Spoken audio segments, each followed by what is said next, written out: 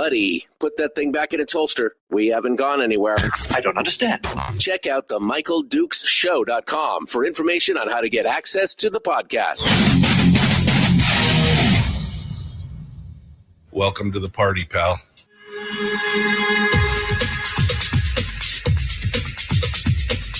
The Michael Dukes Show. The greed and the entitlement is astounding to me. What more could you want from a low-budget radio program? This is a dumpster fire. That was just BS.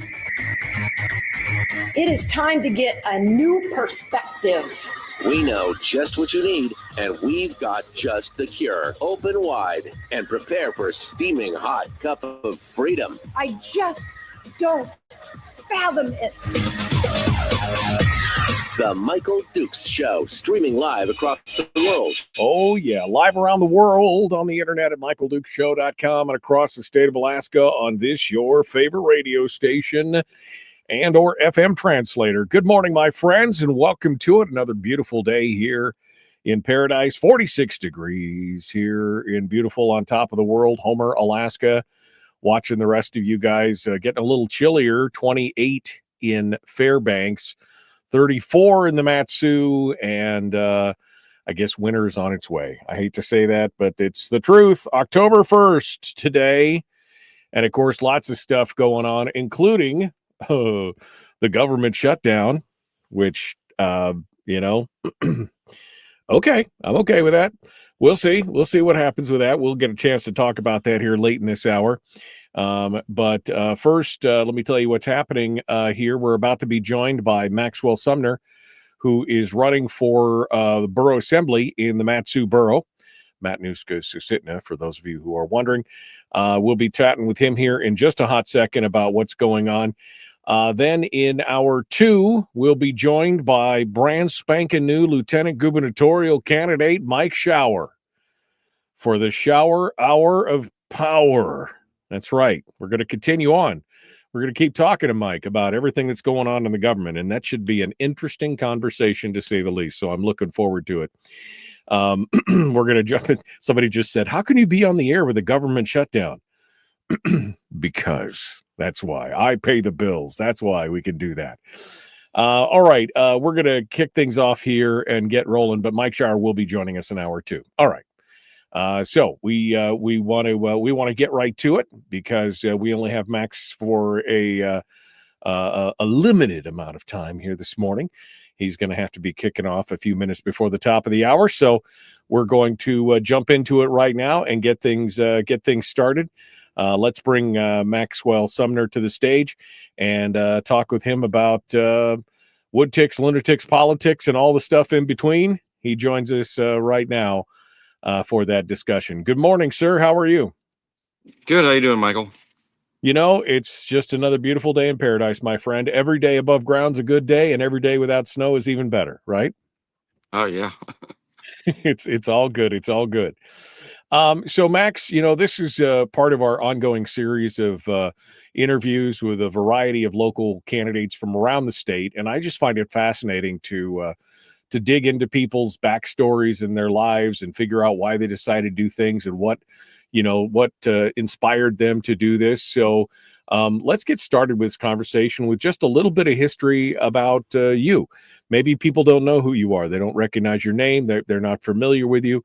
So let's talk to people out there about, who you are, where you came from, a little bit of backstory, your qualifications and more. Let's get started there. Yeah, I'm proud Valley Trash. I was born in Palmer, raised in Wasilla. Graduated from the school district. Like a lot of our young folks, I left the state to pursue higher education. Couldn't wait to get out of Dodge. Couldn't wait to get out of the small town.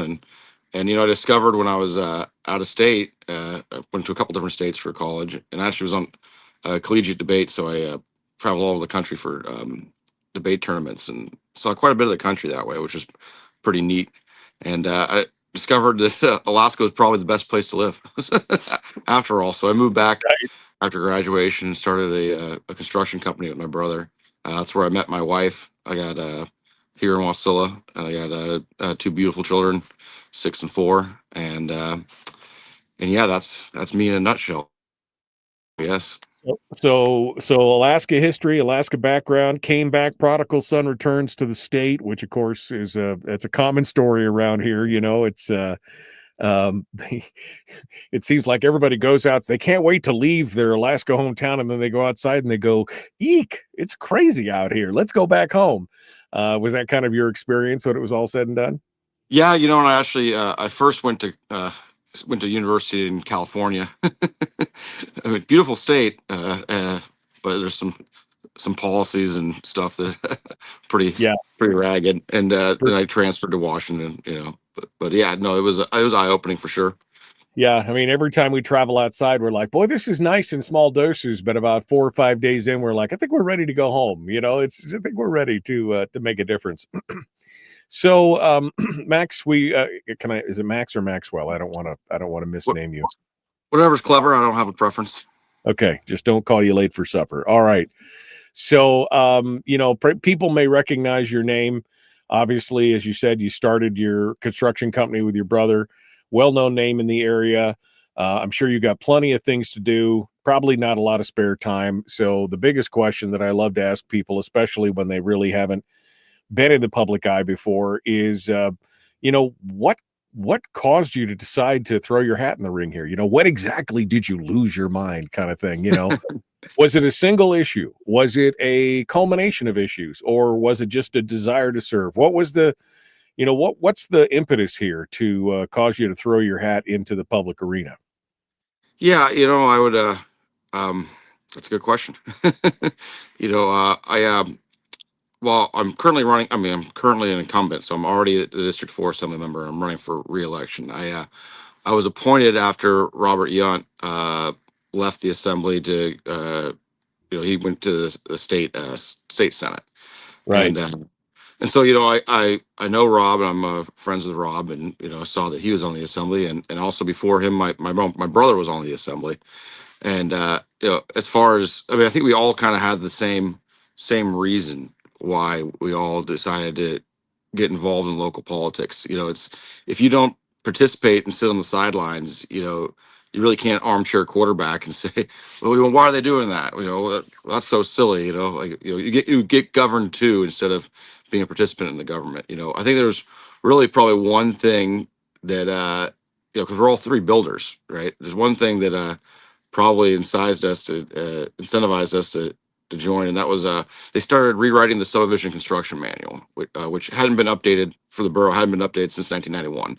But the bureaucrats decided that in 2020 that they were going to rewrite the rules on how you build roads and subdivide property, and they're going to do so without any input from the public or the private sector. They thought they knew best, and thankfully that only lasted. That 2022 or 2020 subdivision construction manual only lasted for 2 years before it was updated, because there were some pretty well-intentioned but awful in reality things that were getting put into that.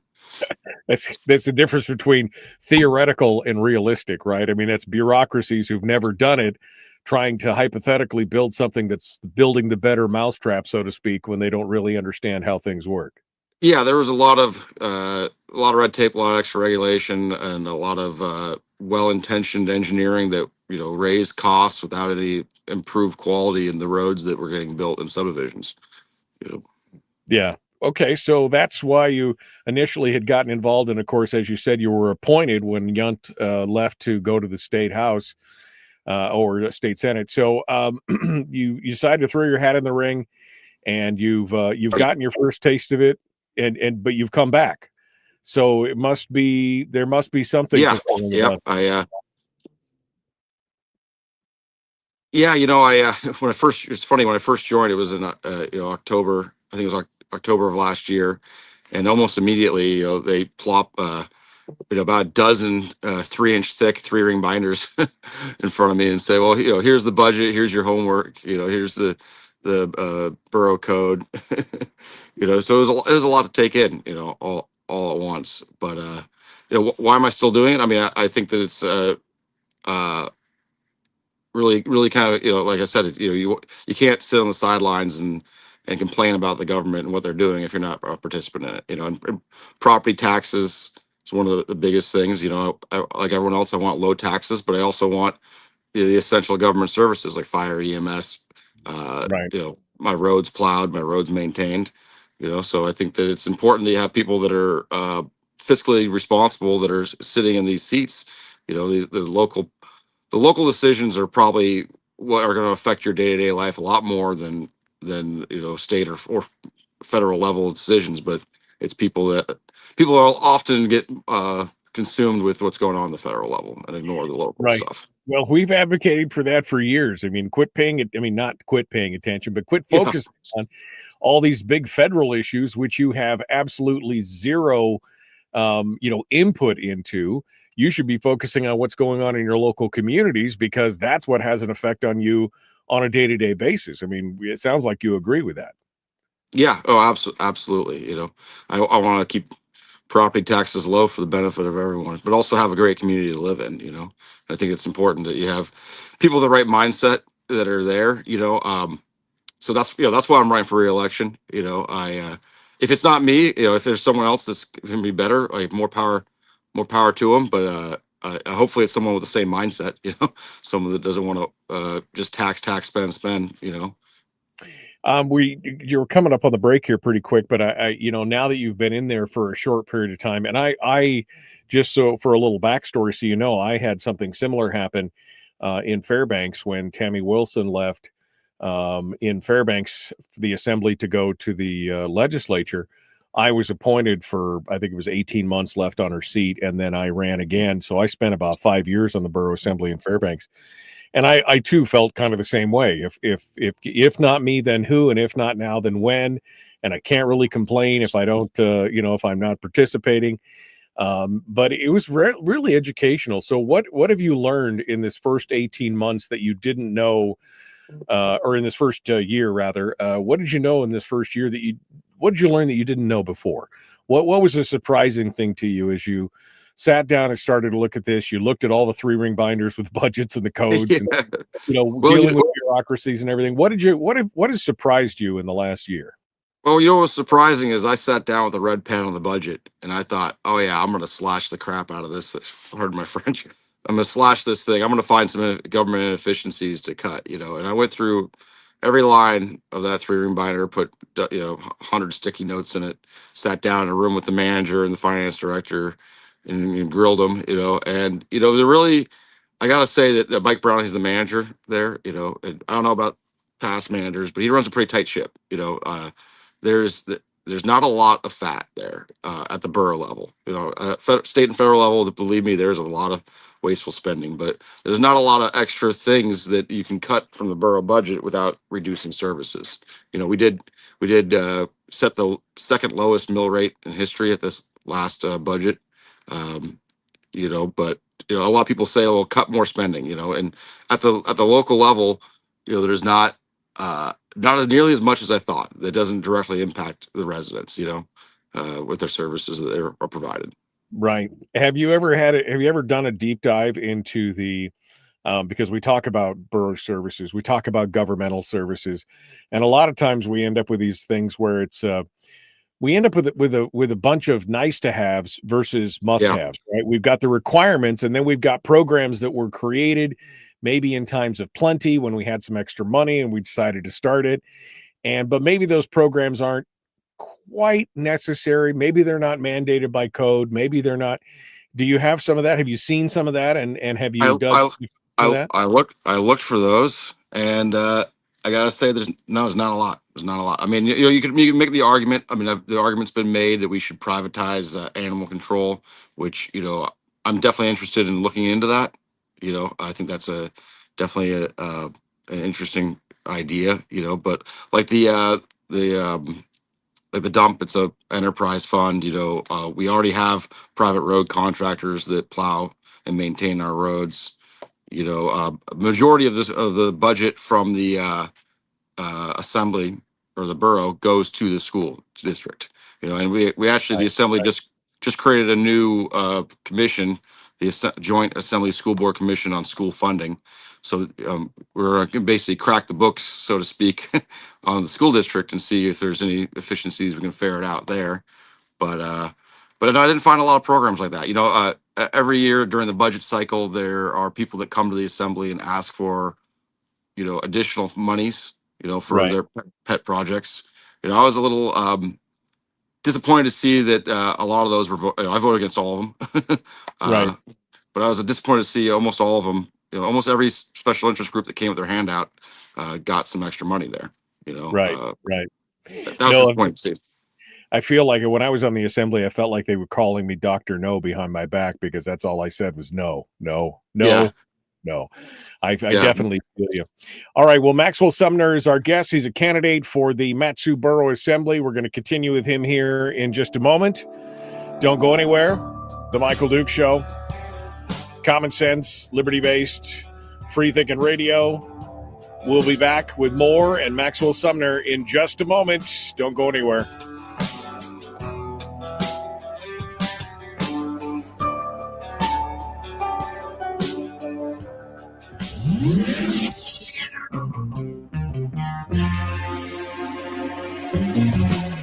Running on 100% pure beard power. Oh, also some coffee. We dip our beard in coffee. Nice beard. The Michael Duke Show.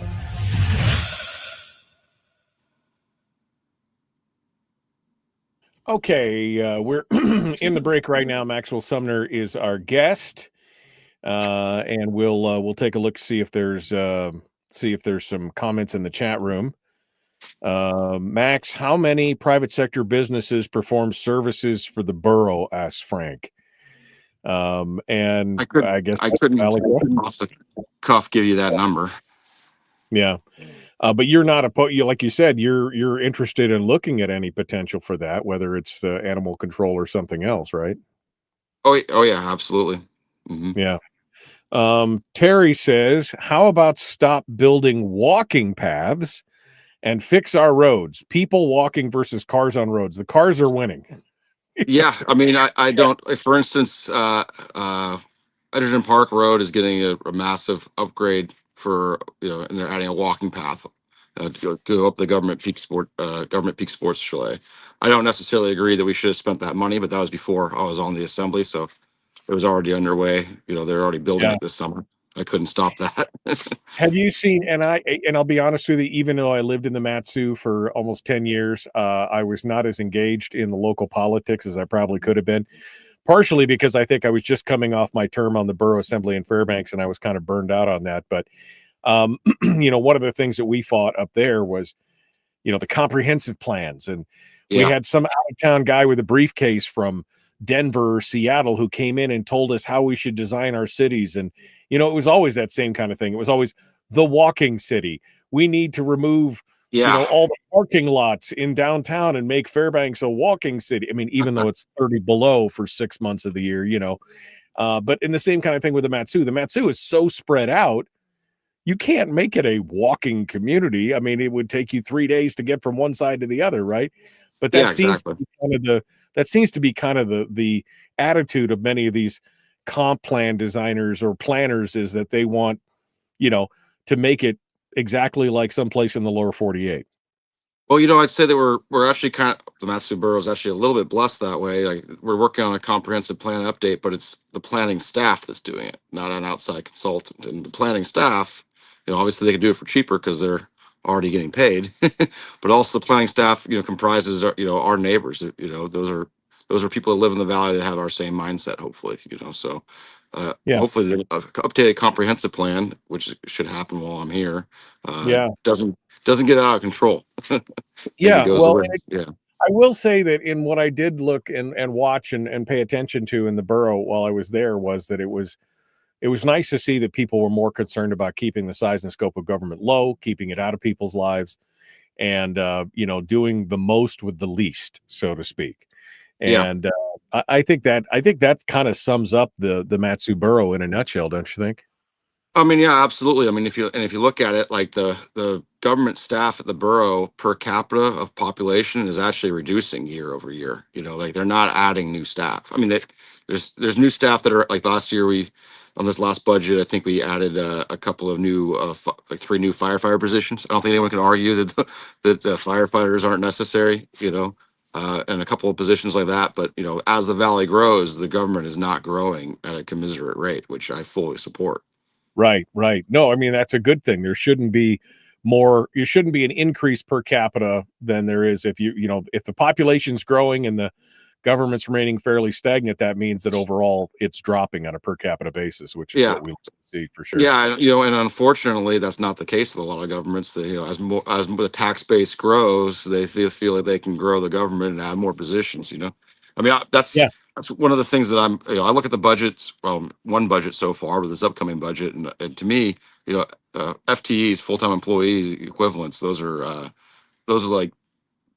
an expense that gets added and never gets reduced. And it's perpetual. Right. And if you look at how much they cost with pension, retirement, and healthcare, it's a very expensive adding staff to the government. So can you do more with less government, with less employees? Is always the question. Depending on which borough, it's like 170% of their salary is what the actual cost of the employee is. So you have to really pay attention to what's going on with that. All right. Well, we're about to get in here and jump back into the radio. We'll see if I got to see that there's a couple more questions. We'll try and get to those in the next break. We're going to run this one long because we're going to let Jesse go pretty early. Here we go. The Michael Duke Show. Common sense, liberty-based, free-thinking radio. Please like and share, follow, subscribe, ring the bell. Let's do it. The Michael Duke Show. Not your daddy. Wait, sorry. Not your daddy? Ooh, not your daddy's talk radio. Whew. I was scared for a second. Thought we were going down. Here's Michael Dukes and the show. Okay, continuing now, Maxwell Sumner is our guest candidate for the MatSu Assembly, and we're going to be with him here for about another 20 minutes or so. But let's get down to it and take a look at what the future holds. We've kind of talked a little bit about the past, what Max has learned, what he's been doing, how he got started. But let's look at the future. Max, as you look at what's happening in the Borough Assembly, and we were just talking during the break about how I think the MatSu is probably one of the best boroughs in the state as far as responsibility, as far as holding the size and scope of government down and everything else. As much as I love the Kenai Peninsula, one of the things that the MatSu kind of shined on was trying to hold the scope of government in check.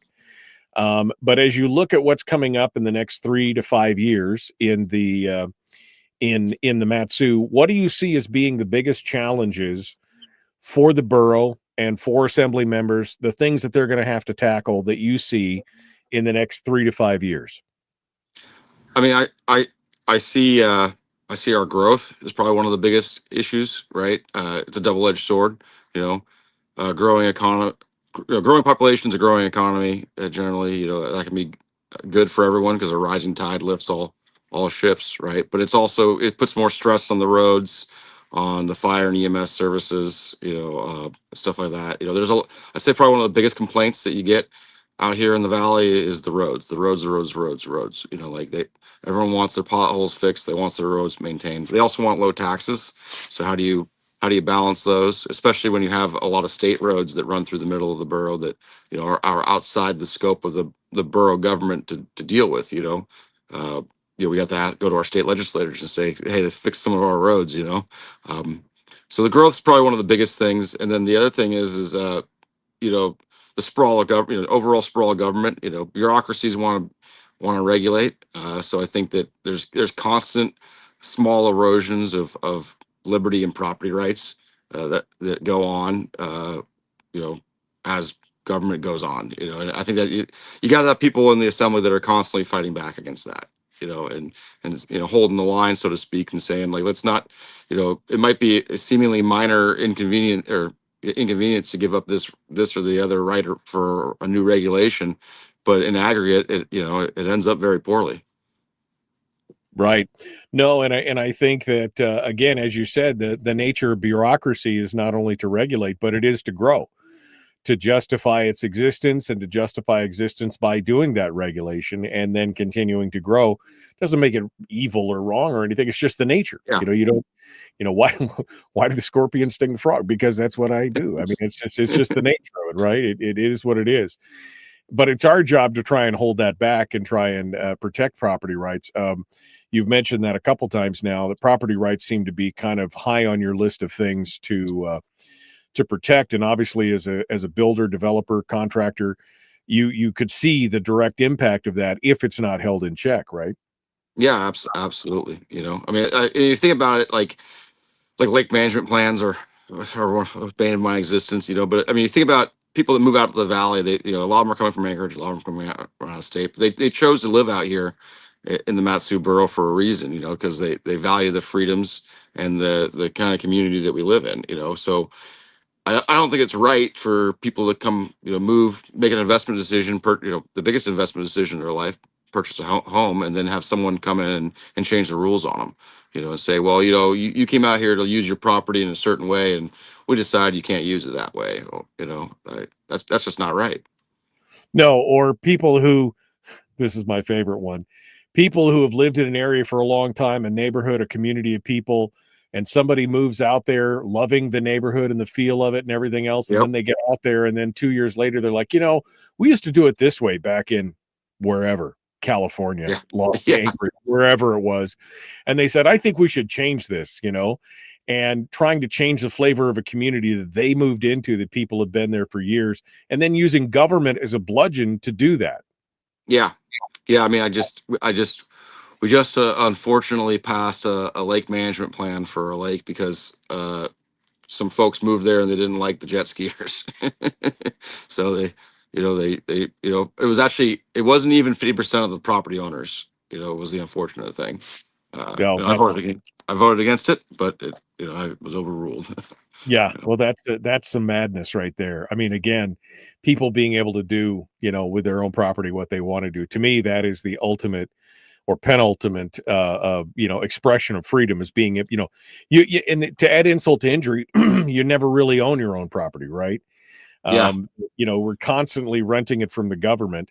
You think, I paid for my house, I paid for my property, it's been 25 years, I'm all good. Just stop paying the government for 3 years and see how good your paid for property is.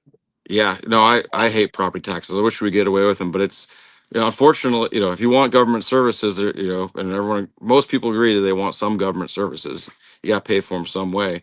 Unfortunately, property taxes are one of the ways that are the easiest to swallow for the public, I guess, the easiest to sell to the public. Yeah. Right. And it's also a reliable source of income. I've heard some people and candidates for the assembly float the idea of entirely getting rid of the property taxes, and I would fully support that. But my question is, what are you going to replace them with, and is it going to be worse? Okay, so you've fallen into my trap, Maxwell. That was my trap there. Chris Story down here on the peninsula has put forward, and he was working with James Baisden, one of the assembly members down here, and Sarah Vance, the representative. They're working on something called the Fair Tax Act. And you and I are in agreement. I think property taxes, quite honestly, are immoral, because I think that you never own property.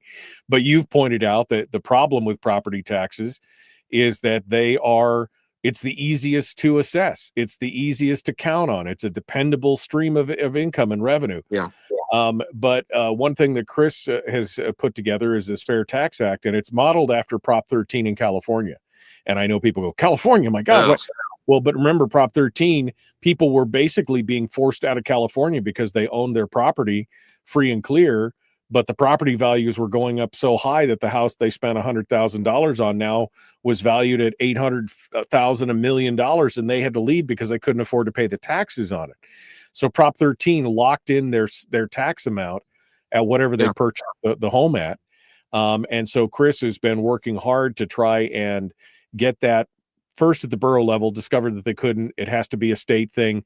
But if it had the support of assemblies around the state, it might be something that they could look at. It's not an elimination of property tax per se. It's a restricting of property tax to what you paid for it. And he has a provision in there that once you hit 65, you're exempt from property taxes, so that you're never forced out of your home due to the fact that you're on a limited fixed income, and it goes on from there.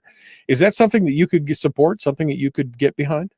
Oh, absolutely. And I think that, we could also reduce it or eliminate some FTEs with some assessors if if there was Right. less assessing to do.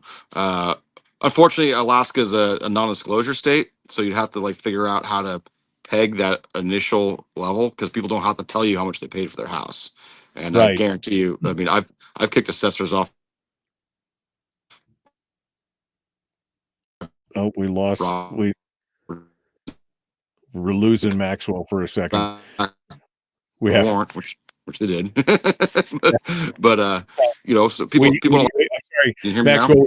We had a bit of an internet hiccup there. You said you've kicked assessors off your property because why? What was going on? Oh, looks like his internet or my internet is one of our internets is choking right now.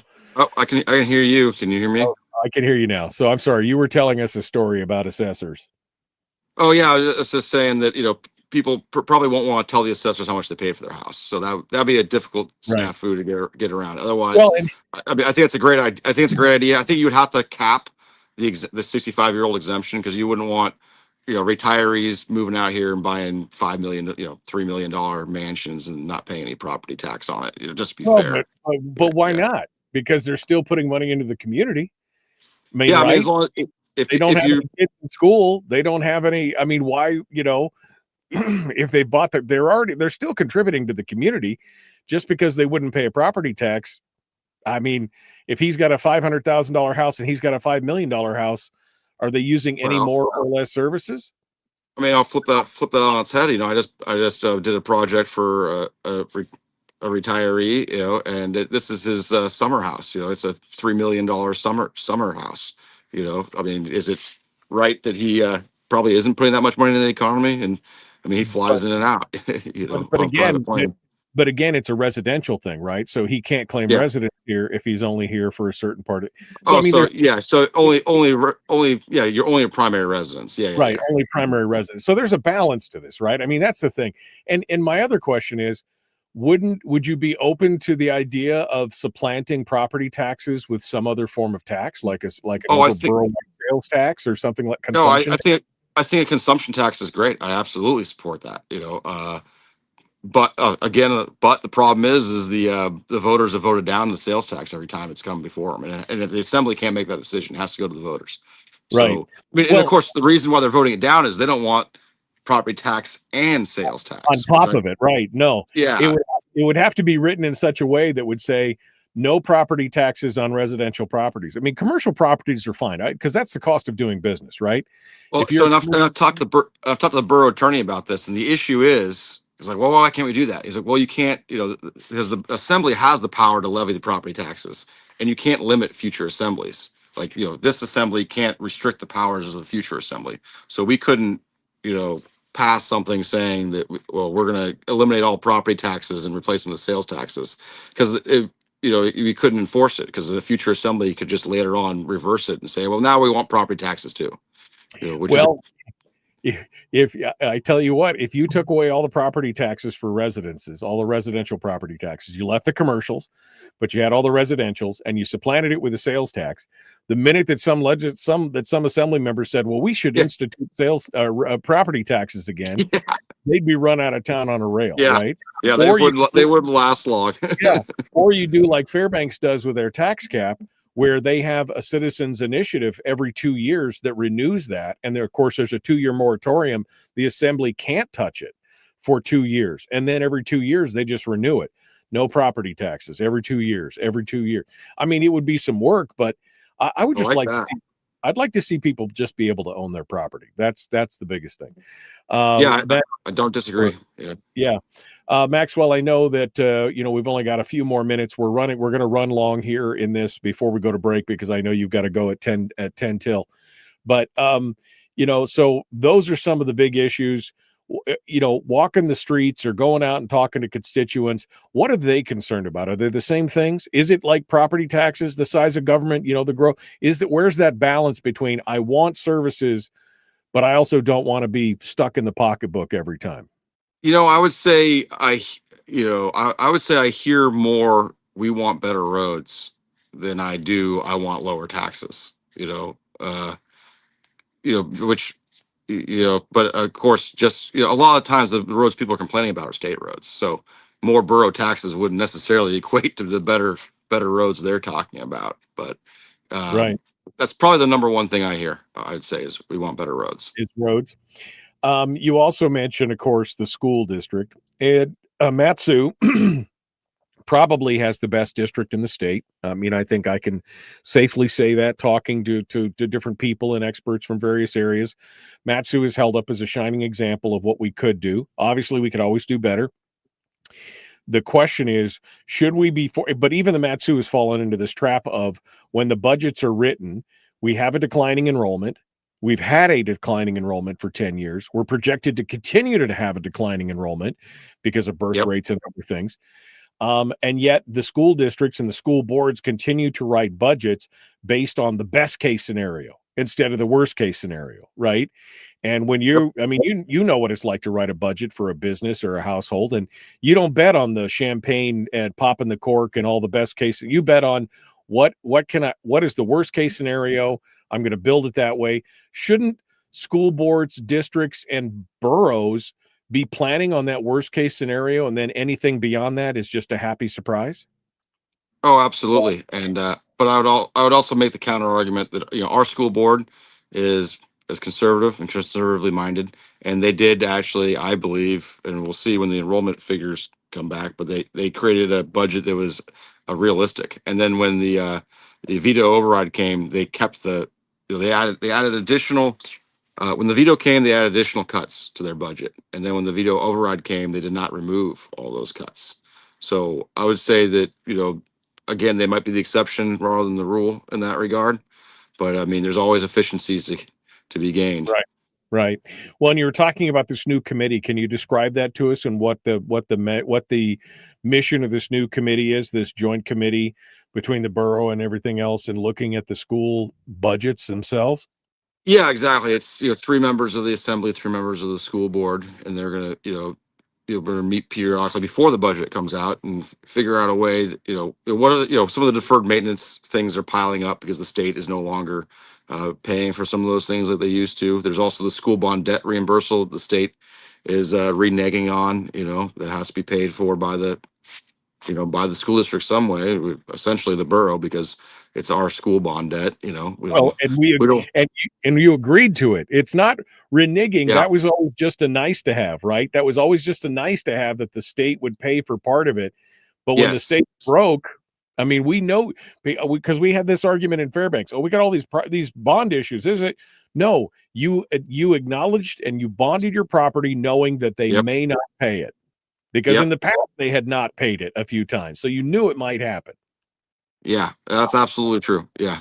I mean, when they sold that bond, they knew that the state, they should have, if they didn't know, they should have known that the state might not be reimbursing. Right. No, I mean, this is a challenge for sure. All right. I got about 3 or 4 minutes here. I'd like to know more about this, or hear more about this committee and what they find, because again, I think the problem with borough assemblies is usually they're just relegated to signing the check. We don't want you to get down into the details. We don't want you to get down to the nitty-gritty. But before we sign off on a check, I need to know the details. I'm not that's exactly the purpose of the committee. Like, how did you guys arrive at this ask, this figure that you need from us? Right. And where is it going, and how can we make sure that figure is the lowest possible while getting the best outcomes possible? Because I don't think most people, obviously there's a lot of people, there are some people that don't want to pay for schools at all, but majority of the population does agree that we legally have to, but that we should be, providing an education for our children. But, we have, the assembly members that are on this joint commission already have a laundry list of questions to ask to the, dozens of questions, to ask to the school board administration, some pointed questions about where this money going, how much, where are your reserves, where are you coming under on budget, where are you going over, what's going on with the bus contract, right? I mean, all these kind of things, right? Yeah. Let's get to it. All right, well, down to about 3 minutes here, so let's get ready to wrap it up. Anything that I didn't cover that you think was important today that we should that we should have gotten to, or any point that you think is important for listeners and voters to know about what's going on in the borough? Boy, that's it. I think we talked about a lot of different things. I can't really think of one specific thing, other than, like we said before, if you're not an active participant in your local government, or, Yeah. watching what's going on, those things can affect you more than what's going on at the federal level. So I think it's Yeah. important to pay attention, Absolutely. yeah. I mean, like, I think, you had Michael Bowles on, he's a candidate for District 1, for the assembly. And for instance, he's got involved. The reason he's running for the assembly, I think maybe he told you about this or not, but they tried to create a special public use district in his in his area. Right. And it was just the members of the community council essentially that they got together and said, let's what does it take to get this thing pushed through? And the And they went, resounding "Oh." majority of the resounding majority of the residents didn't want it, but Right. it could have been pushed through. If Michael, a guy like Michael had been asleep at the wheel, if there hadn't been a Michael Bowles there, then they would have gotten a special public use district and their property rights would have been restricted. Exactly. No, that's all we need is one more spud for sure. All right. Maxwell Sumner, how do folks find out about you? Do you have a website, email address, phone number? Where do they go? Yeah, you can feel free to call or text me. I'm running unopposed, so I don't have a campaign website or Facebook. Okay. But feel free to call me 907-232-6797, or email maxwell@sumnercohomes.com. Okay. Other than that, I probably should get a campaign website, even though I'm running unopposed. Probably should, just in case. Just so folks know about my positions and whatnot. So final elevator pitch. You walk into an elevator. I'm standing there, and I'm like, "Oh yeah, I live in your district. And why should I vote for you, Maxwell Sumner? Give me your 60-second elevator pitch here." I would say you should vote for me if you care about keeping government small and fiscal responsibility, and maintaining property rights. Like I see my job as the Valley's a great place to live. We don't need to change a whole lot. We need to keep government at bay and keep the taxes low, and make sure that the tax dollars that we do collect are actually being spent effectively. And not wasted. Right. If it ain't broke, don't fix it. Right. I mean, don't be a solution looking for a problem, and that's where we're at right now. I wish the state and federal government would repeal laws as fast as they passed them. Oh, well, it'd be nice if they could repeal at least 2 laws for every new one that they put on, because we can't keep track of all this kind of stuff for sure. All right. Well, Maxwell Sumner, candidate for the MatSu Assembly, thank you for coming on board and joining us this morning. We appreciate you. We appreciate you being part of it. And, I guess I could say good luck, but since you're running unopposed, luck is not an issue, right? Yeah.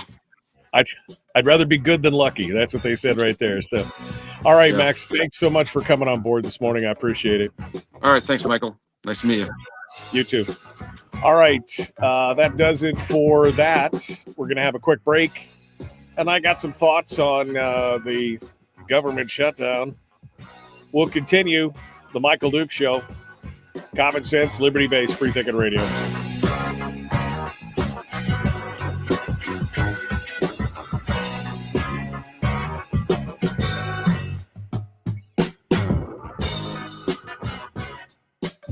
If you missed the show, you can listen to it on your time with Dukes On Demand. Oh, and it's free. Like America used to be. Streaming live every weekday morning on Facebook Live and MichaelDukesShow.com. Okay. Terry, Max is not with us anymore. Terry just asked a question about Sumner construction. I would call him and ask him. That's what I would do. That's what I would do. And quite honestly, Terry, I don't care. I mean, if you've got property that's landlocked, it needs, so maybe we need, if it's surrounded by wetlands, maybe we need to create a little thoroughfare to get through them. I don't have a problem with that personally, but that's just me. I saw, where is it? Here. David said, Prop 13, like property taxes, penalize those who are new to the area, such as military transfers. How so, David? How does that penalize them? I'm asking, how does that penalize them? If you're a military transfer and you plan on buying a house because you're going to live there for 4 years or whatever your rotation is, how does the Prop 13 property tax, like a fair tax solution, how does that penalize you? Because you're still going to buy the house at fair market value. Your property taxes will be locked in for the 4 years that you're there at the purchase price. And if the home appreciates, when you sell it, you'll realize the gains, and the next person will then be locked in at the new rate. So how does it penalize people who are new to the area? I don't see the logic in that. So explain that to me in small words, please, because it's early. You know, it's early. I mean, I'm I'm happy to talk to somebody like Max who believes in the private property rights and who's willing to look at alternatives. If I could get a guarantee that I would have no property taxes, I would definitely be on board with the sales tax. Definitely, you know.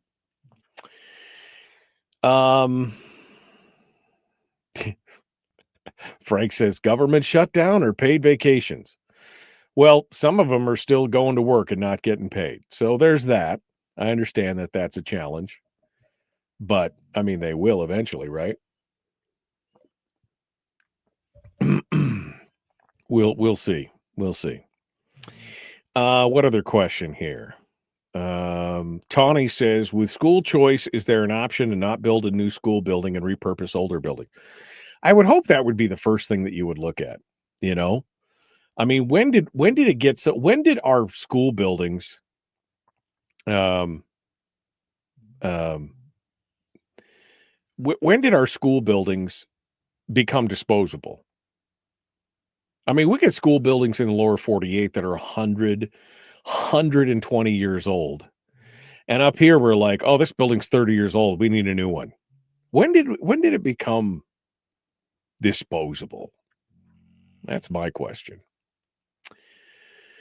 There's an open house at Port Mac Saturday 10 to 3 at Point McKenzie. Okay, Kevin.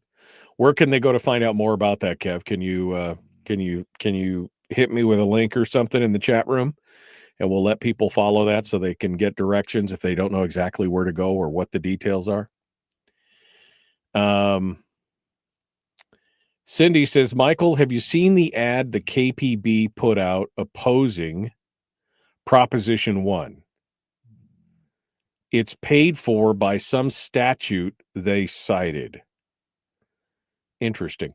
No, I have not seen the ad. I would be interested in seeing the ad for sure. I have not seen the ad yet. Is it a TV ad? Is it a YouTube? Is it print, digital? What is it? Hit me with it if you can see it. I'm interested to see. I'd like to see the paid for by on that for sure. So if you see it, Cindy, let me know. Terry said she saw it. She said it's a bunch of garbage. It's a bunch of garbage. Greg makes the point that you can. The Army Corps of Engineers controls the wetlands. You just need a permit for them. You can cross them, but you can't fill them, he said.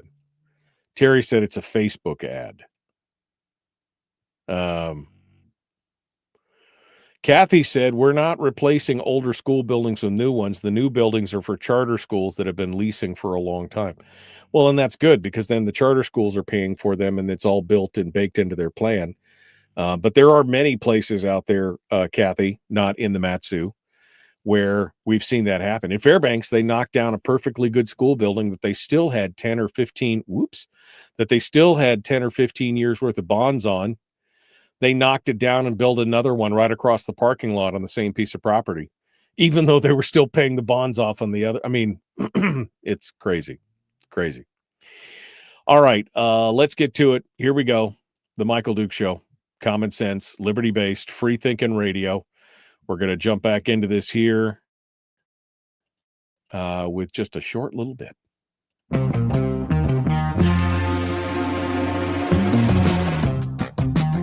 The Michael Duke Show. Seriously humorous with a pinch of intellect. Sorry. That is humorous. Here's Michael Dukes. Okay, we just got a couple minutes here before we got to go to the top of the hour. We ran long with Maxwell Sumner, but it's just interesting. There's a couple articles about what's going to happen now that a federal shutdown is happening. We're in a federal. What's going to happen? Here's what Alaskans can expect. This is an article in the ADN from Alex DeMarban and Michelle Theriot Boots, and it tells the story of the shutdown. What's going to happen to the workers? What services will continue, which is basically most of them. What services will be shut down? Well, it may delay permitting for commercial fishing boats, planning and preparation for wilderness firefighting efforts. This is all going into winter, by the way. Alaska lands could also be less accessible than usual during a government shutdown. How? Just go. You could just go. I don't. Anyway, how will the shutdown affect Alaska's economy? And they say the federal government, according to Neil Freed, who's a longtime economist, says that the federal government, in part through paychecks to employees, grants to contractors, and payments to Alaska Native healthcare system, is probably the single biggest part of the state economy, which should be a red flag right there off the beginning. But past shutdowns haven't had a big impact, in part because furloughed and essential employees are paid once the shutdown ends. So it's more of a delay than anything else. Now, there is some concern that Trump will use OMB during the shutdown to RIF, reduction in force, to fire a bunch of people and everything else. But this should just be a wake up. They couldn't really delineate anything specific that Alaska was going to lose out other than some money if the government shut down, which I thought was very interesting. Now, the other thing that caught my eye, the state government of Alaska is heavily dependent on federal funding. The feds pumped about $6 billion into the state last year, representing close to 40% of the state budget. Hello? That should be a red flag too. This is what happens when we become fat and sassy on government dough. Just say no to government dough. That's what I say. All right, we got to go. Mike Shower's up next. Hour 2 dead ahead. The Michael Duke Show. Common sense, liberty-based, free thinking radio.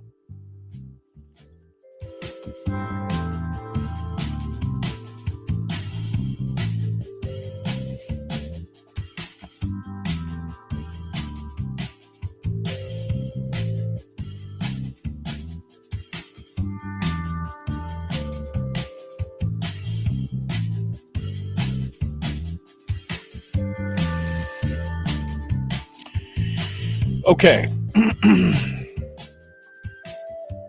Sorry, we were getting things set up, ready for Mike Shower. Let's make sure that is...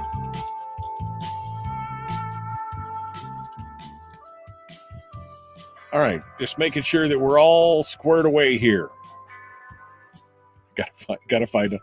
There was a one thing... What would you forget this morning, Dukes? Oh, yeah, I forgot that...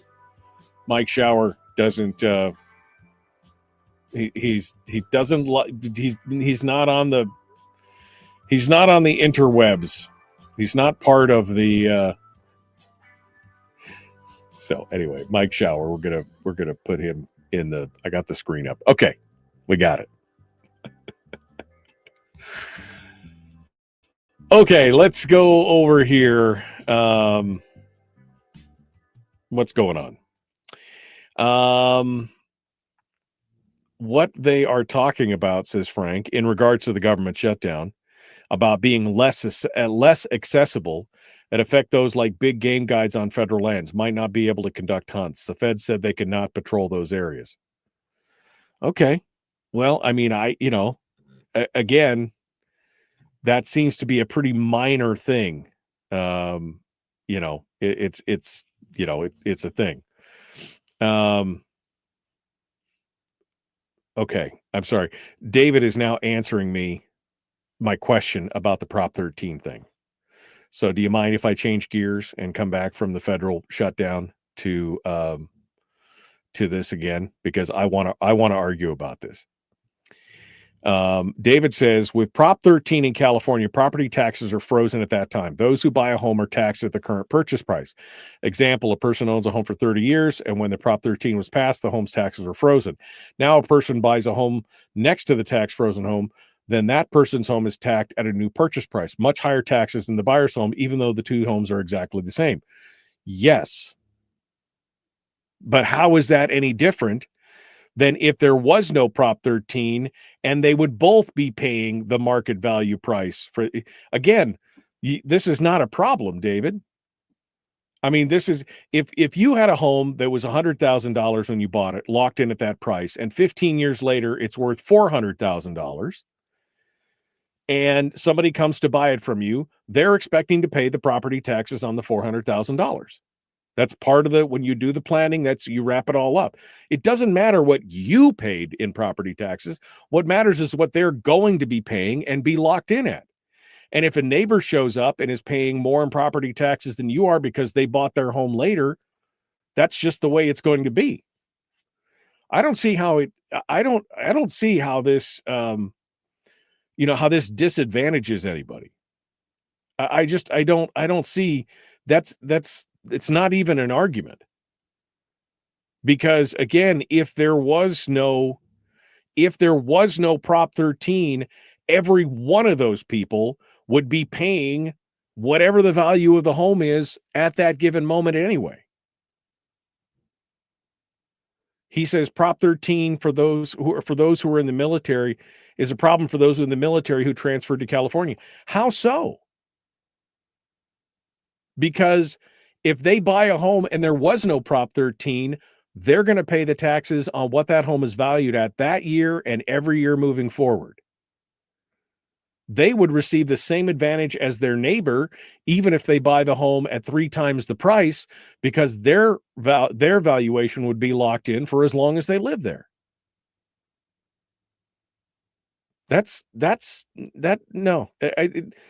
There's nothing. I don't see what the problem is, David, unless maybe I'm just missing something here. The Prop 13 argument is that property owners are taxed differently for the same item. Well, yes, but they are paying their share for when they purchased at the purchase price, and they are not being charged for taxes on unrealized gains. That's just the bottom line. You buy a house for $100,000, 15 years later, your neighbor buys the same type of house next to you for $300,000 or $400,000. That's they're now paying on that amount. When you sell, you'll have realized gains at that point. I'm sure you'll have to pay taxes on. Again, this is not that sounds like more like equity than anything. It's an equality thing. But that doesn't matter. You're paying for what you paid the house for. That's what your taxes are locked in at. I don't understand the argument. And part of it is that I'm just agitated because, I'm just agitated because property taxes are immoral. That's the thing. Property taxes are immoral. All right, let's get Mike Shower on the line. He hasn't called me, so we're going to call him.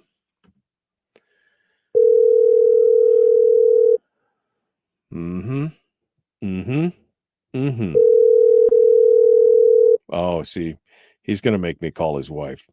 That's what's going on. Your call has been forwarded to voice. Okay, we're gonna kick things off, and we'll be going on here in just a second. The Michael Duke Show, common sense, liberty-based, free-thinking radio. We'll be back in just a moment. Don't go anywhere. Here we go.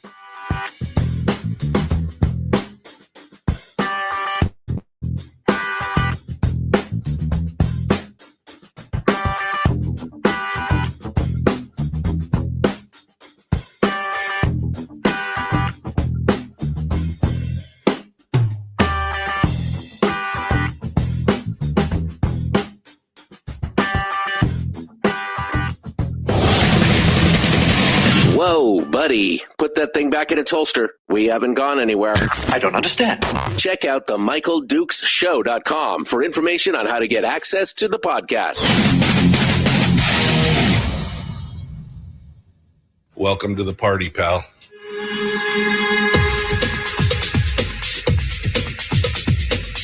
The Michael Dukes Show. The greed and the entitlement is astounding to me. What more could you want from a low-budget radio program? This is a dumpster fire. That was just BS. It is time to get a new perspective. We know just what you need, and we've got just the cure. Open wide and prepare for a steaming hot cup of freedom. I just don't fathom it. The Michael Dukes Show, streaming live across the world. Live around the world on the internet at MichaelDukesShow.com and live around the state of Alaska on this your favorite radio station and or FM translator. Hello, my friends. Welcome to the program. It is the Hump Day edition of the big radio show. And we were just arguing in the chat room about property taxes and the Fair Tax Act and Prop 13 in California. And I'm having a chat. Somebody's stirring me up. I don't know if they're doing it on purpose or not, but that's the thing. We'll get to that here in a second. Okay, we've got State Senator Mike Shower, who is also a candidate for governor, is supposed to be joining us this morning. I know he's in California. They're doing things down there, but hopefully no, it just didn't work. Okay. All right. I see how he is. I see how he is. We'll await his call. Mike Shower will be joining us here in just a moment. But before I go further here, we can talk about we were talking about the government shutdown. Miguel says he's an essential employee. Are you a non-essential employee? I'm looking backwards here to see what Miguel said. But the bottom line is that if you're an essential employee and you're furloughed, you're still going to get paid. And even if you're a non-essential employee, there's a good chance that you're going to get paid something along the lines. I just can't see how this won't be eye-opening, quite honestly. 35 days. 35 days is the longest shutdown that we had before. That was during the first Trump administration. And, the world didn't end, folks. The world didn't end. We got what we needed. Which shutdown was it that, it must have been during Obama's presidency.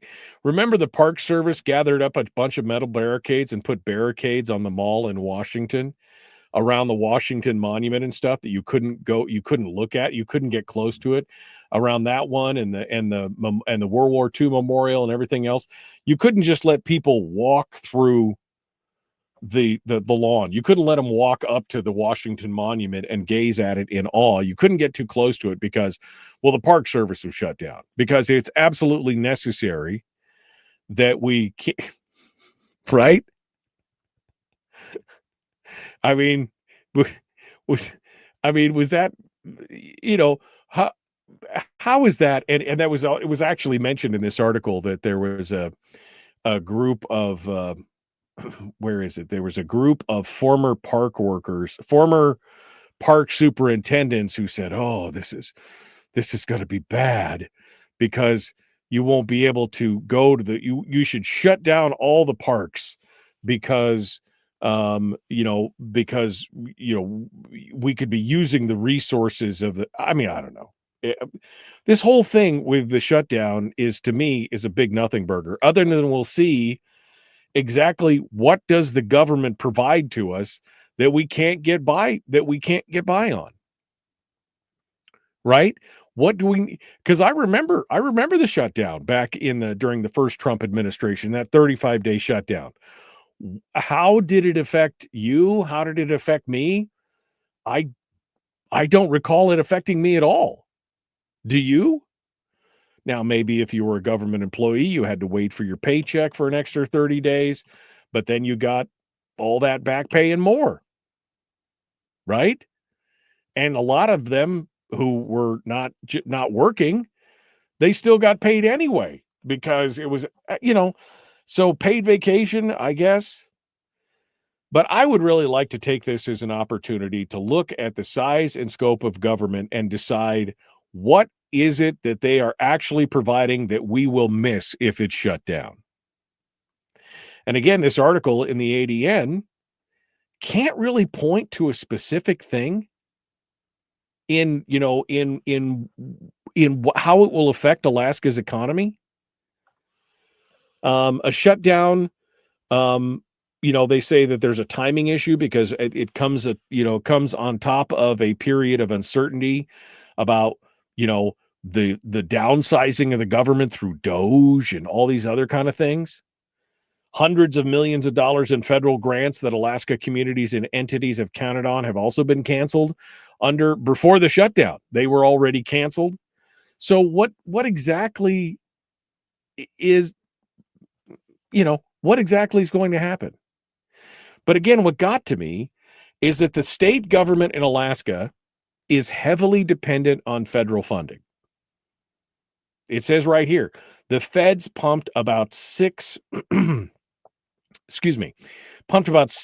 billion into the state last fiscal year, which is 40% of the state budget. So why? Well, I mean, I remember saying this during the last shutdown. This should be a red flag. We cannot continue to count on the federal government to provide those things. We need to really take a look at what is important to us. Because this federal money, comes easy come, easy go, right?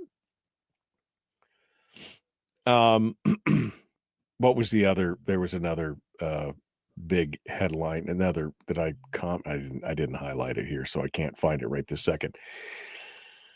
But again, I'm okay with it. I'm okay with the government shutdown. Will it affect us in different ways? Absolutely. Will we see it? Yes, but will we feel it? I don't know. Again, I can't remember the last time that a government shutdown directly affected me or my family to such an extent that it actually sticks out. Now, maybe for you it did. National Weather Service is going to remain. Obviously, the military is going to remain. Department of Homeland Security is going to remain. Border Patrol and ICE going to remain open. Those are all things that will continue. The biggest one, based on past shutdowns, will be the Department of the Interior, which is the largest non-military federal agency in Alaska. Now, it could curtail operations of agencies that manage federal lands, the BLM, the National Park Service, and the Fish and Wildlife Service. Among those impacts, national parks, refuges, and other public lands could be closed, and access to campgrounds and public use cabins on federal lands could be impeded. Well, I don't know how many people are going out to go camping right now at the campgrounds or to use cabins on federal lands, the public use cabins. Maybe there's a few people who are out hunting right now in various areas. I'm not up on the regs right now to remember which game units are open or which ones are not, but it's starting to get to the point to where this might be the perfect time for because there's no more camping. There's no more, so, okay. And quite honestly, this is Alaska. If they're closed and those people are furloughed and not employed, then who knows who's going out into what land, right? I mean, I'm not trying to encourage that behavior. I'm just saying if the public land if the people who are watchers of the public land are closed and not working and have gone home and not answering their phones, then what's stopping you? I guess is what I'm saying. What's stopping? Again, it goes back to that idea of putting up all those metal barricades around the mall in Washington or around the Washington Monument or the World War II Memorial where you just, the Vietnam Wall where you just walk up and down. Oh, we've got to put barricades here because we've got to have park rangers. It's a wall that we're walking up and down and looking at and reading and feeling something. We don't need the National Park Service to hold our hand while we do that. Why are you putting up barricades? It's because it's a punishment. It's a punishment for the politicians not, kowtowing to whatever. Anyway, what else is everything's going to continue. Medicaid is going to continue. Foster care and adoption assistance, those going to continue. Food stamps, SNAP programs, they have existing funding through the whole month of October at least.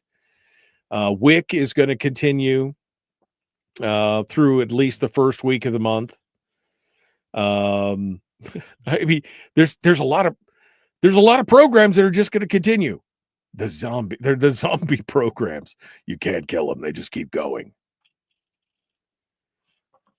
But this all again circles back to the fact that the Democrats want to reverse a bunch of the cuts that were made in the One Big Beautiful Bill, including the tax credits for healthcare, which, by the way, somebody reminded me of this the other day. We were talking about it. A healthcare provider, one of the insurance brokers that I deal with, and they were talking about, they're getting a lot of calls about this, removal of the tax credit and everything else. And she said, "Do you realize that was the initial plan, was to only have the tax credits for a certain amount of time, and then they would slowly go away and fall off. Do you not remember that? Do you, she's like, I'm like, boy, I don't." She goes, that was part of the original plan, was that those tax credits would only be there for a portion of time, and then they would fall off. But they just keep getting renewed and renewed. And again, it's like any government program. Once you've got a constituency, you've got to keep funding it. So this is just, again, another one of those things where government has become all things to all people. And how could we possibly survive without more government? How could we possibly survive without the government being there to help us? So how could we do it? That's a good question. How could we? Pretty easily, it turns out, as every time the government shuts down, again, I can't remember. I know it happened during Obama's time. Trump had the longest one. I can't remember if there was one during George H.W. Bush's. I can't remember if there was a time during W's tenure. But I know I've lived through at least 3 or 4 government shutdowns. And I can't remember a single time, including the 35-day one under Trump, where I was directly affected because of the government shutdown, or indirect, or my family, to the point of where I actually remember it. So, and I think people are feeling that. I mean, this is not just as panic-inducing as some of the Democrats seem to think. So, we'll see. We'll see what happens with that. All right. Well, we're coming up on the break. We will continue here in just a moment. Don't go anywhere. The Michael Duke Show, common sense, liberty-based, free-thinking radio. We'll be back with more right after this.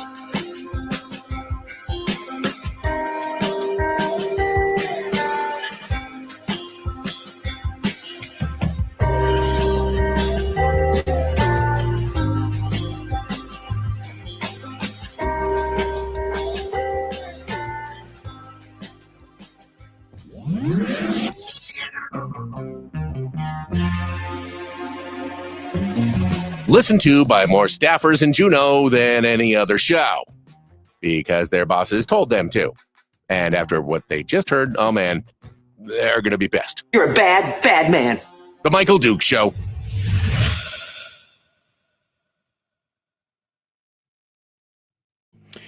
Okay, let me go back to my stream of consciousness thought here and see what you guys are saying. Hey, Richie said, hey, we should be deeply concerned about the visitor center in Juneau being unmanned. Yeah, no, yeah, it's all good.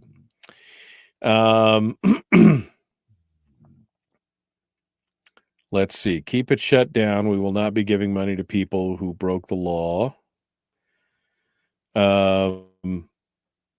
Okay. Miguel said this stand down is needed, and we the people agree. Stop flogging money to people who've broken the law here illegally. Okay.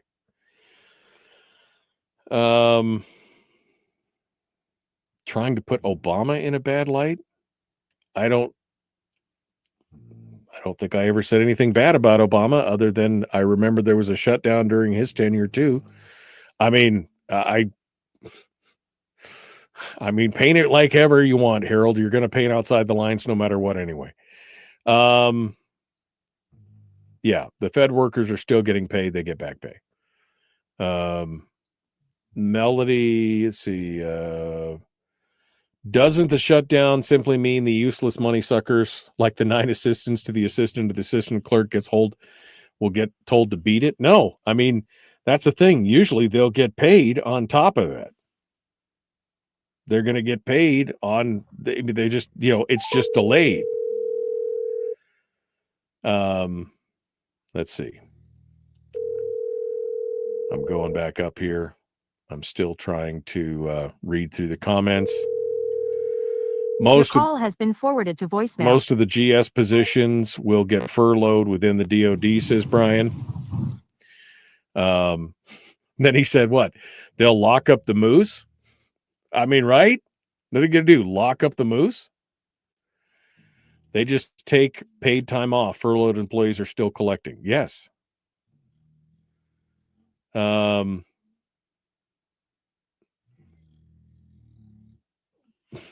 I'm sorry. I'm just going through. I'm reading some of these comments. We need more support. We need to support more private sector jobs versus government jobs, or else we'll continue to feed the beast. Yes.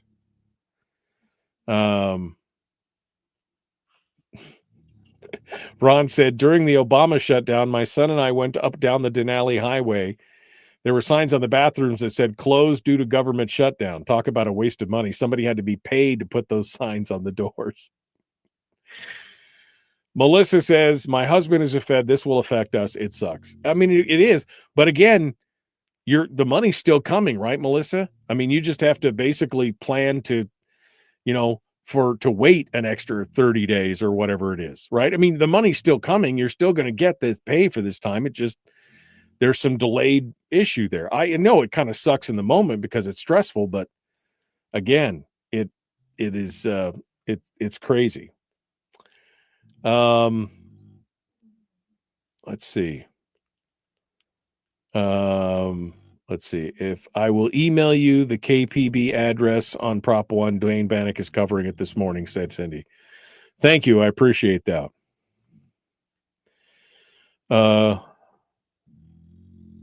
Let's see. Reason 992 to be self-employed, said Greg. So he's not affected by the government furloughs.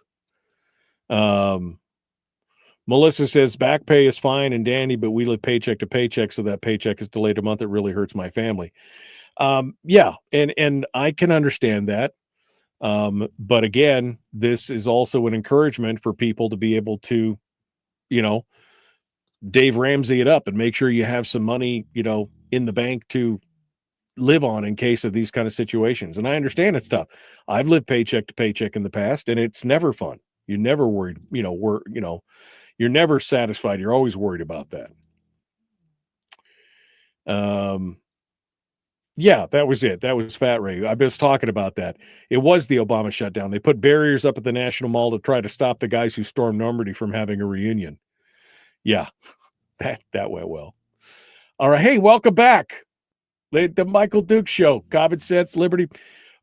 Yeah. Hey, I'm stumbling around here this morning because I got sucked up into the comments in the chat room and I wasn't paying attention close enough. We were supposed to be visiting with Mike Shower this morning. I hope nothing. I have texted both he and his wife, and his wife is usually Johnny on the spot on these things. So I hope everything's okay. Because we were, we were supposed to meet this morning. So I hope everything's okay. I know they're traveling today, in California. So he did tell me that. So, yeah, but Fat Ray in the chat room was just talking about the shutdown. And he said, I remember the Obama shutdown where they put barriers up at the National Mall to try and stop the guys who stormed Normandy from having a reunion. It went about like you would expect that to go. Yeah, they just pulled the barricades apart and they went and had their reunion. Why did you have to have a governmental employee there to oversee it? You know, that's my question. Or was it just, again, to penalize people and to basically throw a fit to show that you are essential? Without us, you guys couldn't possibly gaze lovingly at Abraham Lincoln in the Lincoln Memorial or look at the spire of the Washington Monument or stand in front of the Vietnam Wall Memorial. You couldn't possibly do that without us there to hold your hand and get paid however many thousands of dollars a year we are to do that.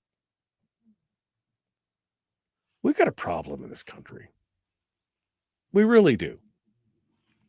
You know, we've got a problem in this country when we have got so many people employed at one level or another that it becomes a crisis point the minute that there's talk of a shutdown or something like that. Again, I've been through however many shutdowns in my lifetime. I think it's probably 3 or 4, 5 maybe.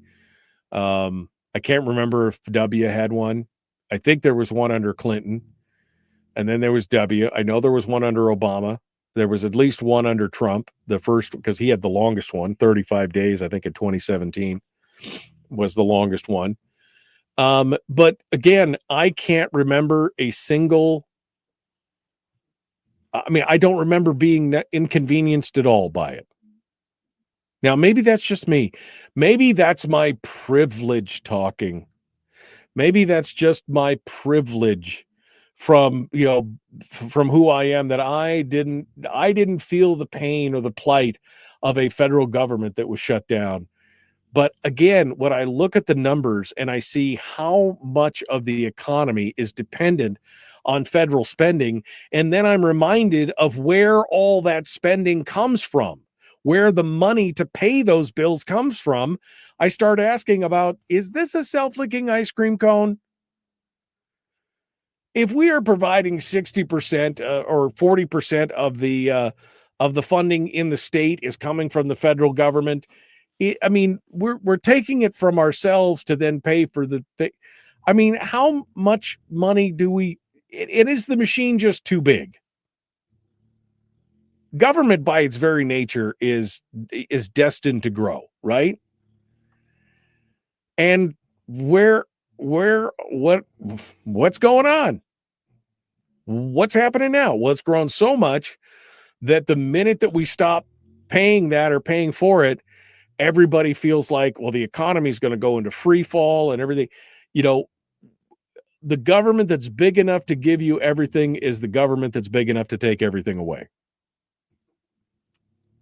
That's the bottom line. If we are this worried about how much of an impact, but again, the article and I'm still on this article in the ADN, by the way, just so that you know, there's an ADN article about this. The federal shutdown looms. Here's what Alaskans can expect. The problem is that they don't really give any answers in this article because they don't really know. Past shutdowns haven't had a big impact on the state's economy because basically the furloughed employees are paid once the end of the shutdown is over. And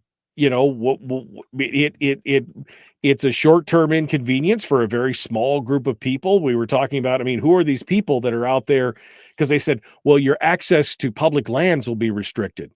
Well, how many people are out there in October going camping or going out on public lands? Very few. I mean, there might be some big game hunts or guided hunts or things that, may not have the oversight or anything. But again, especially if you're a private individual, if they're not there to how would they know if you're there or not? Right. I mean, I'm just asking I'm an Alaskan, right? This is kind of how that we've always kind of looked at it, beg forgiveness rather than ask permission. But how will this work? With again, what is essential? What is essential is a long list. There's more on the what will remain open list than on what will be closed list every time.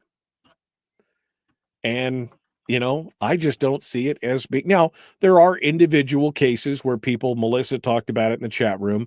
Her family lives very close to the vest, and her husband is a federal employee who's furloughed.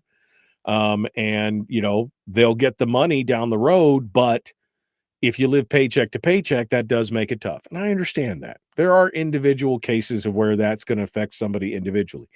But overall, this, which again, this is why I recommend people do the whole Dave's Ramsey thing, have money in the bank just in case, you have an emergency fund, plan your lives in that way as you can, because I used to live paycheck to paycheck. I was the same way. I lived paycheck to paycheck for many years, especially in our earlier in our marriage. The first 10 years were a struggle for sure, but slowly but surely, we came out of it, and we always had a balance, and we had a little bit of a buffer there in case something happened. But outside of that, I just never grew dependent on government. That's just wasn't in my lexicon. Wasn't in the plan. So anyway, it's I could see there's a lot of the page of Drudge right now is like shut. That's what it says. Shut. The president is to blame for the shutdown. Of course there's so much blame going back and forth. And you know what? Over the last 2 or 3 weeks, we've seen a lot of changes in the country. And I think in mentality, I think we've seen a shift overall. And normally I don't deal with national issues on this program too much. I mean, unless they're like firearms related. But with the whole thing with Charlie Kirk and the reaction from a lot of people, from a slice of people on the left, and everything else, I think it's opened up a lot more people's eyes to some of the things that are going on. And I think people are starting to be a little bit more analytical. And I hope that they look at this as an opportunity to maybe pare back on the size and scope of government. I mean, they're talking in several of the different articles that covered this morning, that basically Trump has a plan. That when he where it is here? Where's the article here? That the president is utilizing powers that are gained to him under a government shutdown. The government shutdown gives the Office of Management and Budget, particularly, the ability, the latitude, and to direct things as they will. This is Lisa Murkowski.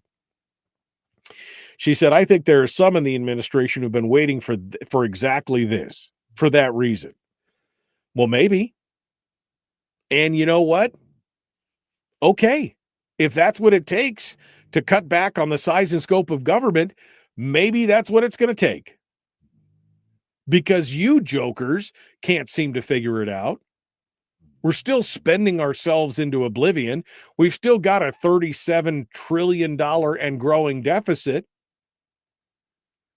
And you guys don't seem to have the balls to sit back and say, hey, we can't keep doing that or else it's going to explode. So maybe that's what the administration's been waiting for. She went on to say, typically when you see in a shutdown is you have people that are deemed non-essential. They're not showing up, so they're effectively furloughed, or essential ones who are working and they're not getting paid. But I think you're going to see a reduction in force. You're going to see termination of federal employees. Okay. I guess we'll see what that looks like. With with the shutdown. How will we live without these people? And if we can live without these people, maybe that we should live without them permanently. If we can get by.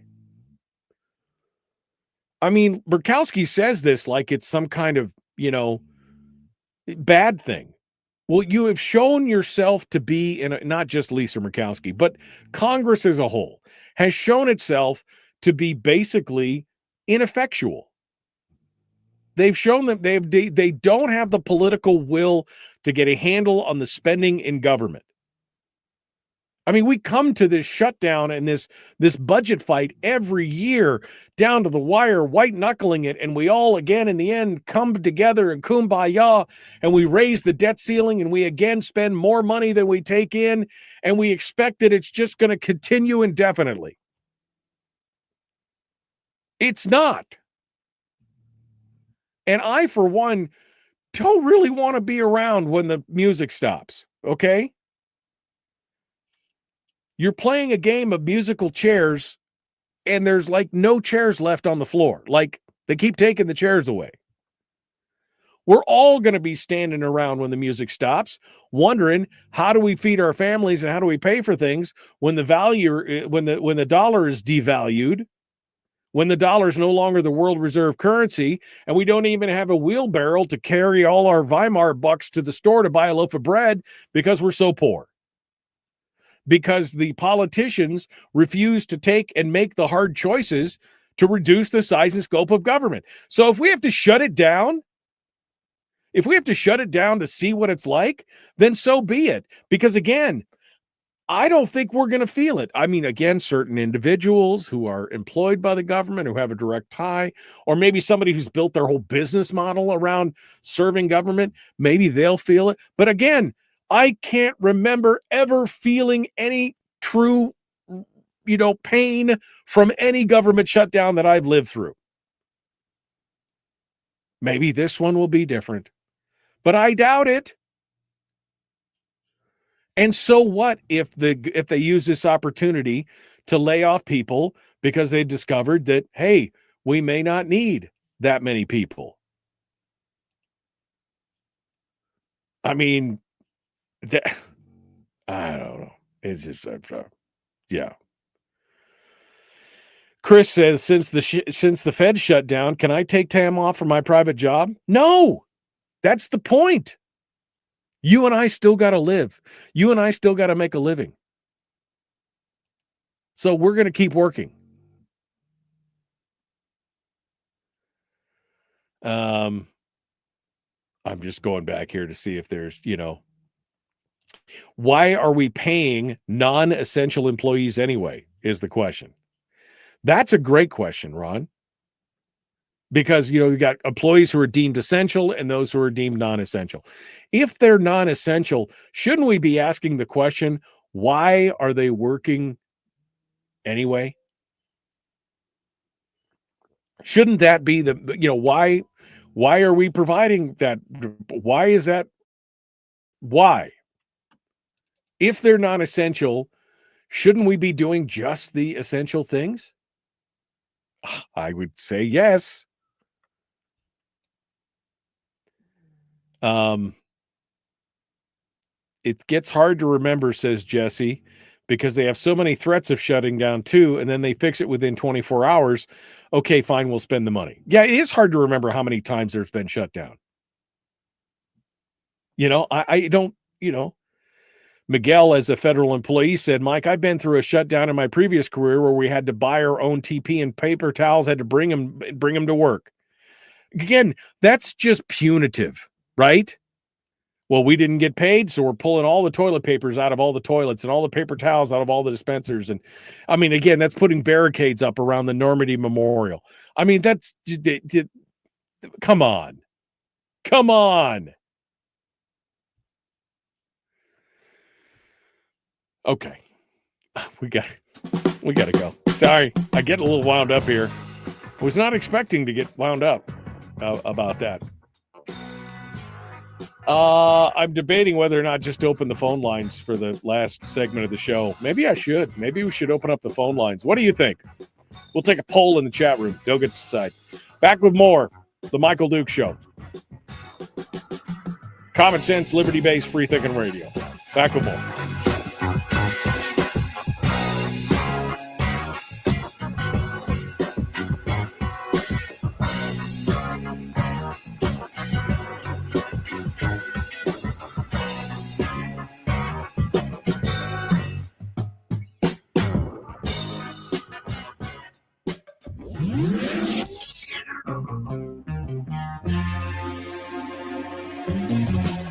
Running on 100% pure beard power. Oh, also some coffee.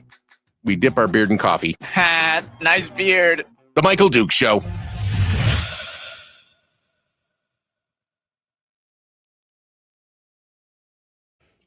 Okay, let me turn on the phones. This is going to take me just a second, so don't go anywhere.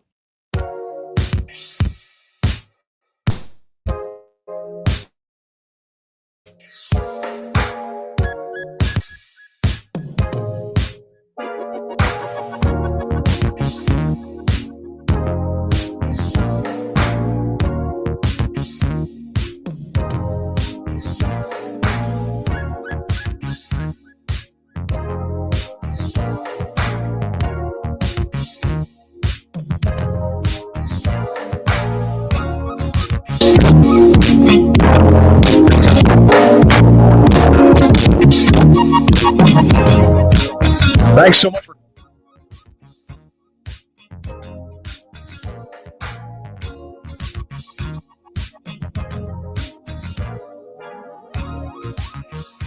okay.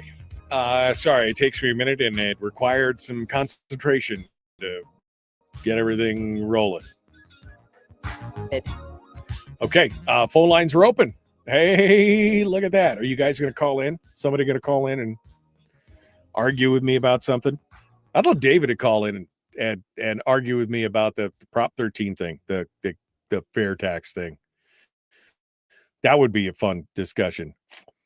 Sorry, sound. Yeah, the sound went up. That's what happens when you load the phone. Sometimes it freaks out the sound. That's why I was trying not to. Anyway, hi, how are you? Michael needs a Joe Biden, come on, man, soundbite for situations like this. Yes, that's exactly what I want to do.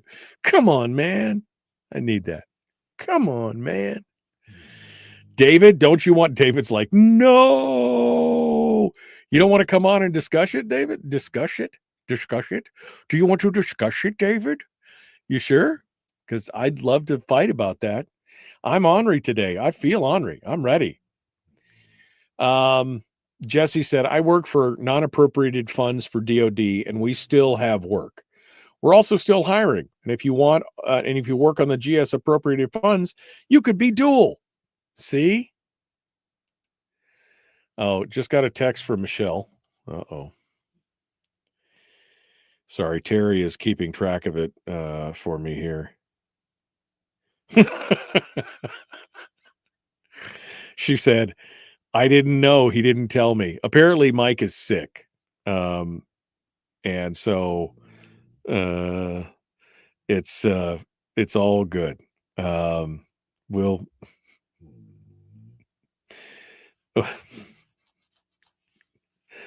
yeah, it's all good. So we've got a phone call. I see one phone call there. Frank says watching MD talk is like an old kung fu movies. His lips are not matching his words. Am I out of sync? Oh, I'm a little delayed here. Am I delayed over here? Okay. I'm sorry. I'm looking at, there's 4 screens in here, right? So anyway, we'll see. We'll see where that goes. All right. Welcome back to the program, The Michael Duke Show, common sense, liberty-based, free-thinking radio. I don't know exactly what happened there, but we're back again. Today's just a hot mess, and I don't even care. I just don't even care. Welcome back to the program. Phone lines are open. 319-527-3864, 319-527-3864. And we're just going to take your phone calls. Now, Mike Shower, I just got a text from his wife. He failed to tell her that he was supposed to be on this morning, but he is really sick. And so he is not going to make it here this morning. So that's okay. We're just going to continue on with our phone calls. Let's start off over here and see what this caller has to say. I think this is David, but let's just double check. Good morning. Who's this? Where are you calling from? Hey, good morning, Michael. It's David from Wasilla. How are you doing? Hello, David. All right. I'm trying to wrap my brain around this. You keep telling me that Prop 13 is bad for people who move into an area that has it enacted, especially like military people. And you got to explain this to me in small words, Dave, because I'm just a talk show host and I just don't understand what you're saying. Okay. First of all, the military have no choice when they're moved. They're just transferred, and so you have no choice. You can't pick the timing as very well, if at all. So if you look to California, you have a big problem with property taxes if you want to buy a home. So let's say there's a homeowner in this certain neighborhood that owns a house, and his property taxes are frozen by Prop 13. Oh gosh, let's say 30 years ago. So his property taxes on his home are based on the assessment back of the price, what he paid for that home. Let's say. Right. Let's just say it's $100,000, for example. And so if you're the military and you move there and you buy the home, exact same home, which is probably very typical in Alaska, in California rather, the same exact home next to that homeowner that's got frozen property taxes, that home you buy might be valued at 10 times or $1 million. So you're going to pay on the same value asset, you're going to pay, let's say 10 times the property taxes as your neighbor's paying for the same home. Okay. And the military has no choice. Either that or it forces you to rent, actually. And rent's got to, I hate renting, but they've got to be exorbitant out in California. Right. So that's to me, that's the, as you say, inequitable. But yeah, you're talking about an equity issue. There's nothing to do with because David, in that same scenario, we've got one neighbor who's been there for 30 years, who was locked in. They paid $100,000 for their house, and the new neighbor is going to move in. He's going to pay $1 million for a cookie cutter house that's next door on the same amount of land and everything else. But in that same scenario, David, take Prop 13 out. Now, what has changed for the military person who's going to buy that new property? What's changed? Well, what has changed? Well, if everything else being equal, what has changed is his neighbor is going to pay the same property taxes as that military. So what you're saying is you're in favor of making sure that everybody this sounds like communism, David. Everybody pays their fair share. Everybody pays their fair share. But here's the story, David. Here's the story. Because now there's no Prop 13, that first piece of property that would have been owned by the same person for 30 years under Prop 13 has now changed hands 12 times, and some, pencil-necked tech nerd has had to buy it because nobody else can afford it. And the person who owned the home and built the home to begin with was forced out because they can't afford property taxes on a piece of property that they owned, except for the taxes. So tell me how that's a problem. I hear your argument, but let's say there were no Prop 13. Now, both of those houses, let's say, are valued at $1 million and taxed on that $1 million value, assessed value. Both of those, and if the property tax collection stays the same in that government entity, then their property taxes are probably going to be lower for each one, not for each one, but lower, because the person that's been there for 30 years is going to pay just the same as the guy person that just bought that home. So you're now, against. I don't like. So are you against a Prop 13 style property? Are you against people being able to have a fixed property tax rate, David? Am I against? No. I hate property taxes. I mean, but again, but in the many, you're talking about an equity issue, and you're basically arguing that the government should get more money in the long run. No. I'm not arguing. Boy, you're painting me into a corner. Well, I mean, I'm just trying to point out the logical fallacies in what you're saying. There's inequity in everything. And those people got there first, and they built the place, and they own their property free and clear.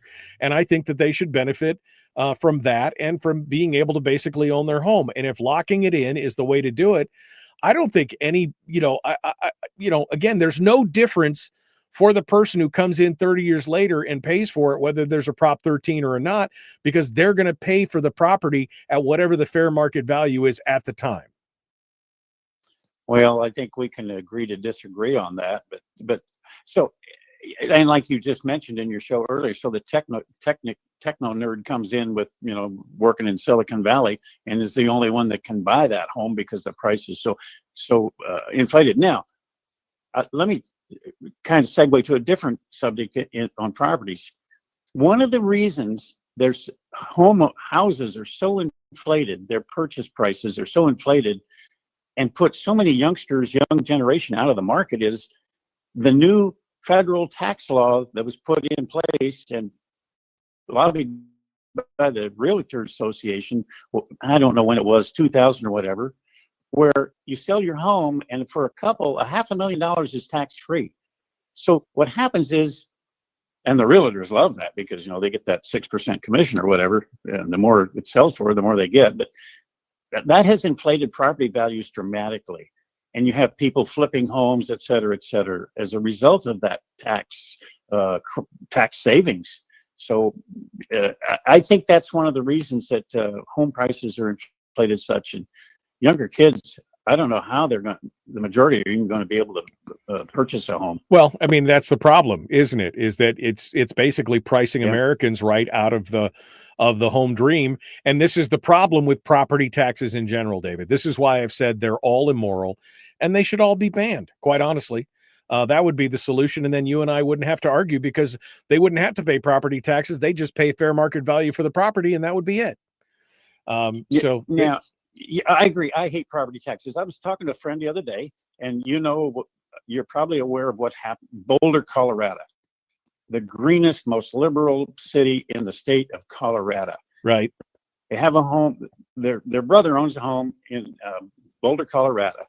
Property taxes, $28,000 a year. And when they register their little RV, they have one of those little Mercedes-Benz RVs, like a big van. Right. Every year, $2,500 registration, and they are not allowed to park it in their driveway because it's, quote, an RV. Of course not. So, of course not. But I don't like any taxes, but we have to pay for services, and if you do away with property taxes, you're going to have a huge sales tax. Well, I guess. You know what? Then you'd show people exactly what the cost of their government is, and then there could be the revolt that we needed. That's what would happen there.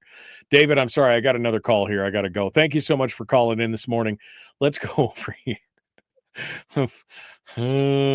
Over here. Good morning. Who's this? Where are you calling from? Randy in Fairbanks. Hello, Randy. What's on your mind? Well, we're having an election coming up. It's on October 7th, this coming Tuesday. And I wanted to warn people to be careful when they vote for Fairbanks City Mayor. There's just two candidates running. The incumbent, who is doing an excellent job, and I hope he gets reelected, but also the opposing challenger is Mindy O'Neill, a very left-leaning person who is presently on the Borough Assembly. And what my main fear is, if she was to get on to the become city mayor, I'm afraid that terrible, burdensome anti-discrimination law that they tried to ram through pass in 2019 might be resurrected from the ashes and come back, because there's already right now on the Fairbanks City Council 3 left-leaning ladies. They happen to be ladies, but on there, and there are 3 left-leaning ones, and there's a 6-member council. If they bring that back and it's a 3-3 tie, I'm afraid that Mindy, being left-leaning herself, would pass that, and we'd be forever shackled to that horrible anti-freedom law. No, I agree. I think it's a very dangerous precedent, and I hope that David Pruce, who's the incumbent, I hope that he wins. I hope that he is able to make it through. So, Randy, I share your concern about that. Okay. Also, I must say that I have not actually heard Mindy out of her mouth reveal her her ideas about this. However, she did go to the Pride Fest that was on July 26th here in Esther, and there's nothing wrong going to the Pride Fest, but she was on stage with Grier Hopkins and Scott Kawasaki there, and Grier Hopkins and Scott Kawasaki both, while they were in the legislature, have supported anti-discrimination laws for the LGBT category directed at the private sector, and so her feelings, I suspect, would be the same, but I'm not positive. But it's danger there. No, I mean, I agree. The Fireweed Collective, which is a radical left-wing group in Fairbanks, they put a candidate survey out, and they, on their voter guide, they have endorsed Mindy O'Neill as the mayoral candidate. It's based on her responses to Fireweed's survey investigating the candidate's views on climate change, housing, transportation, and 2 LGBTQIA plus rights. So I think you are right to be concerned, for sure, Randy. All right. Thank you so much for calling in this morning. We appreciate you being part of it today. Thank you. All right. Tomorrow on the program, I think we're going to be talking to Matt Heilala, who's a gubernatorial candidate, and we may just open up the phones for the whole, if he doesn't show, or but in hour 1, I think we may just open up the phones for the whole day, for the whole hour, because I want to hear more about what your guys' thoughts are on things like the government shutdown and this Prop 13 thing. I'm still a little agitated, David, because again, it sounds like communism. Well, I'm just worried about the equity of he pays less than I pay. So what? Ain't none your business. And taxation is theft. So there you go. How about that? Taxation is, and we should just, oh man, it's gonna be tough. All right, folks, we're out of time for today. We will see you tomorrow. Be kind, love one another. Live well. The Michael Duke Show.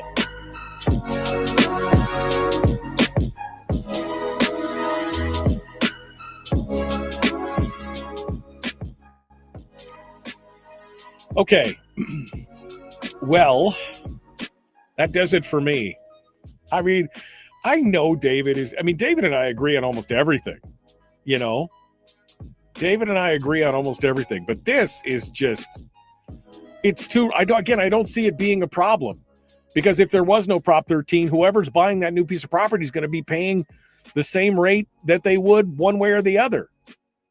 Shouldn't the people with longevity and who've invested in the community for 20 or 30 years, who own their property, shouldn't they be able to at least get a break on it? I just, get that. Just, yeah. All right. That was a fast 2 hours, but slightly painful. We'll see what tomorrow brings. Thanks, my friends. We'll see you then. Have a great day.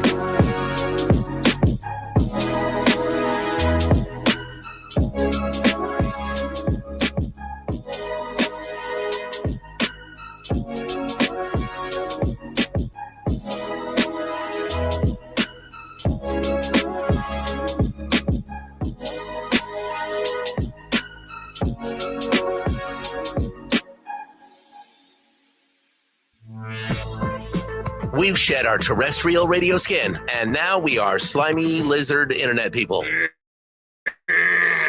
It's the Michael Duke Show.